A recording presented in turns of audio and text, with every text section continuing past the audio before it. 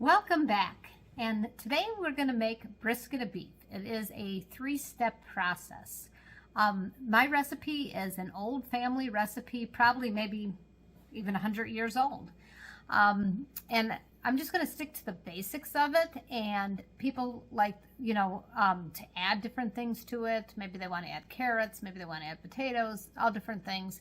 And over the years, I got this recipe from my mom, and over the years, she herself has modified it from year to year. So I'm just going to stick with a basic recipe, and then you can always modify it or just stick with the basic one, and it's absolutely delicious. So the first thing you got to do is go to the store and try to find a brisket of beef, which is sometimes quite the challenge. Actually, today I got very lucky, and I was actually able to find one. It wasn't quite as thick as I wanted, but it's pretty big. So this is 4.7 pounds, but I will tell you that a brisket of beef shrinks quite a bit. So I anticipate this to shrink. A matter of fact, I'm going to go get a measuring tape. Okay, so this brisket of beef, I had to measure it because I'm really interested to know. So this is 15.5 inches long, and I'm going to write this down because I just want to know how much is this going to really shrink. 15.5 inches long. Okay, because like I said, they shrink, and I'm just curious. Okay, so I'm just going to leave the brisket in the bag. The first thing we're going to do is cut up fresh onions and garlic. I'm going to rinse my knife. You can never be too careful with onions. Make sure you don't get any of the dirt from the outside and the inside of the onion. Take the skin off a little. Peel the skin off of this onion.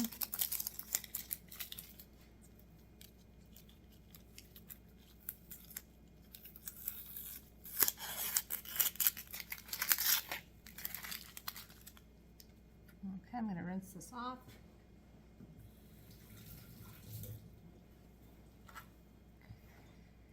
And there's a little part that I don't like. I'm going to remove that part.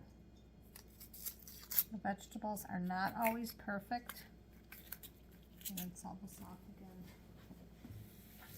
again. Okay, so I'm going to have 3 onions. I like a lot of onions and garlic, and I'm just going to put these in slices. I'm going to leave them on slices like this. So this shouldn't take too long. I'm going to cut up the other onions. Okay, so I cleaned up the onions. I'm going to slice this up. Now, if you want, you can use a yellow onion. You can use sweet onions, whatever type of onion you have available. I think red onions, purple onions, if that's what you choose to use. I tend to want to, for brisket, I tend to want to use either the white or the yellow onion or sweet onion. So, you saw how big the brisket was. I'm doing 3 onions because I feel like I need 3. Break these apart. These onions are very strong. So, my eyes are tearing. It's impairing my vision right now. So that's like a generous amount of onion is what you want to use. Depending on the size of your brisket is how much you're going to need. Okay, so now we're going to go to the garlic. If possible, when I make any type of roast, I like to, if I have the opportunity to have the time and the opportunity to find good fresh garlic, that's what I'll use, is good fresh garlic. And what you do is you pull this apart.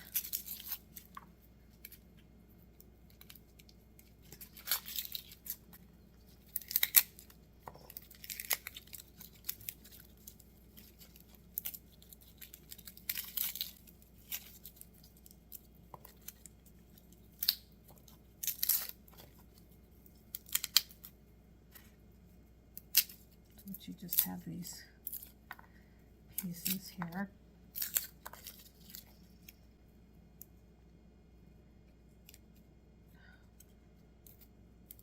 These onions are so strong, I am still having an issue. I can barely even see my garlic.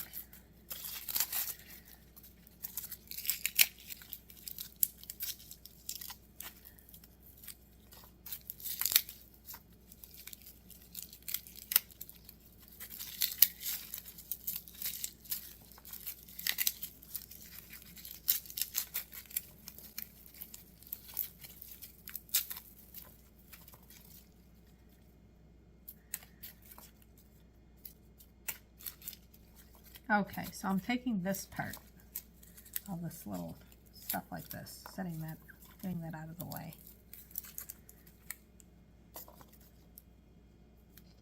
Taking all the skin off the garlic.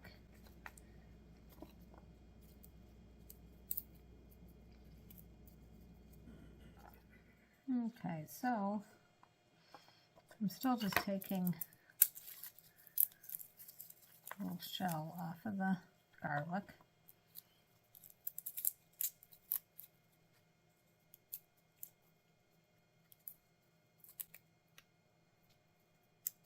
That onion was so strong that I had to stop the camera and go take care of my eyes because my eyes were tearing so bad I could barely see.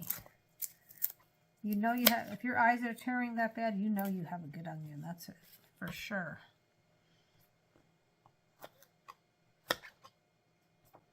Okay. So I gotta look on this garlic. I might even end up needing more. I'm gonna see.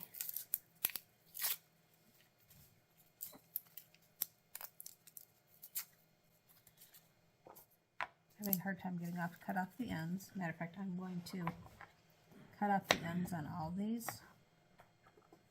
Go back and cut off the ends. Just the tiny, the very tips of the garlic.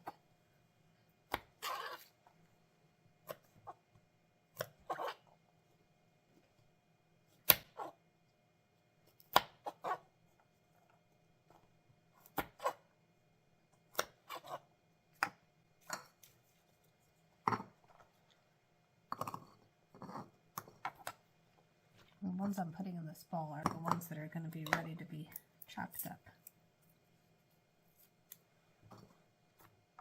Hands off.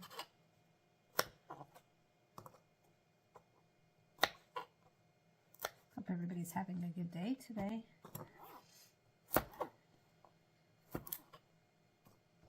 Nice thing about cooking a roast in the winter, it also helps heat up the house. In the summer, not a big fan of doing something that takes that long in the oven. Just makes everything, makes it very hot. This one looks rubbery. That's not good. So you really need to inspect it. You don't want to put a bad piece of garlic in with a really good meal. That's for sure. Okay, so I think, because I had some that weren't so good, I'm going to go grab another garlic clove so we can get some more garlic in here. Okay, so this is the second, actually the third garlic clove, because I just didn't have enough. So I'm cutting off this end, and then I can just take the shell off. Now, if you either can't get good garlic or you don't have the patience to do this, you can get the minced garlic. So I use minced garlic a lot if I'm going to do a quick meal and I don't want to take the time to do this. So that's okay also. As I said, this will taste actually better. But if you want to just use the minced garlic, that'll work too. What won't give you the flavors, if you just use garlic powder by itself, you're not going to get that strong flavor. So, if you know, the option of the pre-made up minced garlic. If you don't have the time or if you just don't feel like doing this. Okay, so this is how much garlic I have, which ends up being a lot, which is what I want. So I take a chef's knife, and I'm just going to go like this. Now you can go ahead, I have a miniature food processor, but you know, when I use the miniature food processor, I find that now I'm having to clean the miniature food processor, whereas the knife cleans up very quickly. And also, the garlic is kind of sticky, and then it'll stick to the miniature food processor. So I prefer sometimes just to do it the old-fashioned way, and you just get out a big chef's knife and you just rock it back and forth, go this way, that way. Use the back of your knife and bring the garlic in closer. So you want to mince it up pretty small though. So with brisket, today is Monday night. I'm planning on serving this Wednesday evening for dinner. So it is a process. It's not necessarily difficult, it's just time consuming. And you have to be patient because what's going to go on is I'm going to marinate this brisket tonight. I'll show you how I'm going to do it. I'm going to marinate it. Then tomorrow I will cook it. And then I will let it cool down 100%. Put it in the refrigerator overnight. And then I will slice it when it's cold into pieces, into nice slices. Not pieces, into slices. Nice slices. And then it will get reheated. And I'll put... more than likely, I'm going to put another vegetable in there when I go to reheat it. And so it is a process. So making a brisket's a process. Today's Monday. I'm going to serve it on Wednesday. And I'll probably make maybe an additional side dish with it. So we're almost done with the garlic. And you can, as you can see, I did a lot of garlic, and it didn't take forever. It didn't take too long. But yeah, the whole thing with brisket is patience because you really want it to turn out very tender. So you have to go through the proper steps to get it to be very tender. So my other challenge, besides finding one at the store, was to find the right pot. So I'm going to marinate it in a plastic container because I really didn't have a good roaster that I could just marinate it in and then, you know, have it go in the fridge. So I'm going to marinate it in a plastic container, and then tomorrow morning when I put it in, or tomorrow afternoon, whenever I decide to put it in, I will put it in the roaster. But I really want to try to tonight get these flavors infused. That's the goal. Infuse the flavors. Okay, so I put the brisket into my plastic container. I just kind of slid it out of the plastic and in there. I thought I was recording and I was not recording. So it's already in the container, sorry. Okay, so I'm going to put on some, trying to attempt to put on gloves and my hands are moist. So I'm going to set this aside for just a sec. And here is a measuring cup because I'm going to put my spices and my wine into the measuring cup. So when I got home with this brisket earlier today, first of all, this brisket's a little bit bigger than I originally wanted, so that was problem number one. Problem number two is I realized that I didn't have as much wine as I thought I did, because with this big of a brisket I think I need 2 cups. So I'm just going to go ahead and pour. This is red wine, and I'm going to pour it in here. And let's see, eyeballing it, and it's a little shy of 1 cup. So normally I would just use red wine, but I do happen to have some Riesling here, so I'm just going to add the Riesling because I think I'm going to need a total of 2 cups with this much brisket. I'm just going to add this and I'm sure it'll come out fine, because my mom numerous times she has done different types of wines, because one time she did Marcella and that tasted completely different. So it's safe to say that it's okay to use different wines. Okay, so I'm going to go ahead and put some garlic in here, and I'm putting it in the wine mixture, in the wine, and then I'm going to do onion powder, and I'm going to do some black pepper. If you're a salt person, this is when you'd add your salt. I'm going to mix this up. And then also what I'm going to do is I'm going to add all this garlic in here. And I'm going to mix this up. And then I'm going to go ahead and pour this onto my brisket. Okay. And then I'm going to, so I got it like this. I'm going to flip it over, make sure it's on this side too. I'm going to kind of push this down.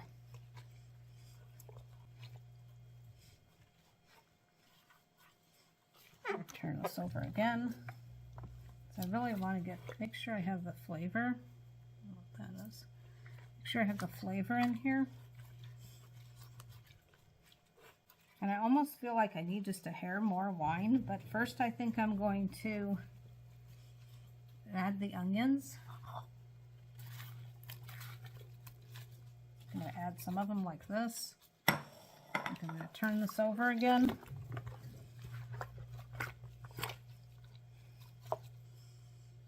Add some more onions.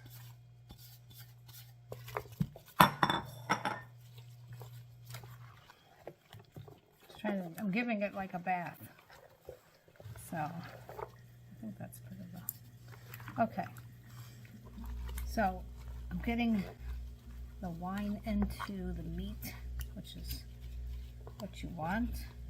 And I think I'm going to do one more cup of the Riesling, because I really want this to taste good, and I want it to be more like covered. I'm going to take off my gloves. And whatever type of wine is good to drink.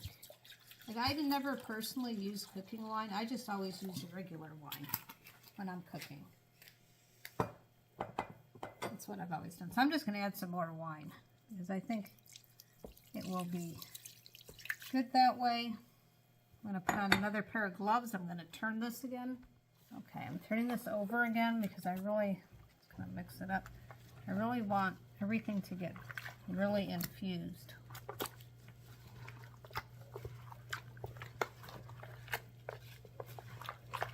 Just make sure I got this in here really well. Push it down as best as I can.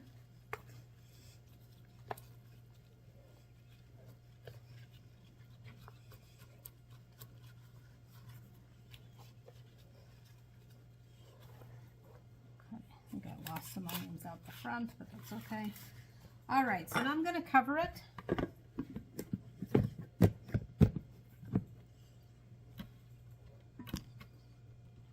Okay, so I'm going to put this in. So tonight's Monday. I'm putting this in the refrigerator overnight, so it can really just blend and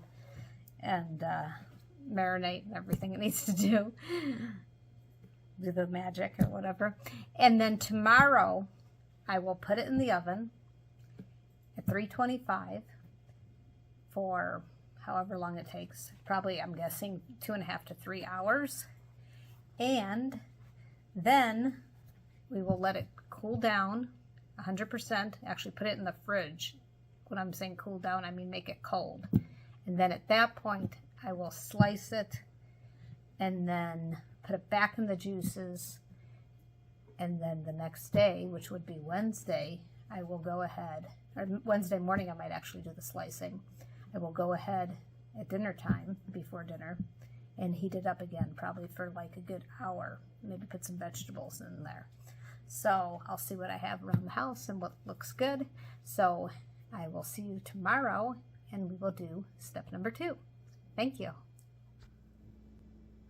Okay, so I'm going to pop this in the fridge, but you know what? I just realized that I actually have the meat side up. I need to put the meat side down so that it really gets into the liquid really well. So I got the meat side down, the fat side is up. I'm going to cover it and put it in the fridge.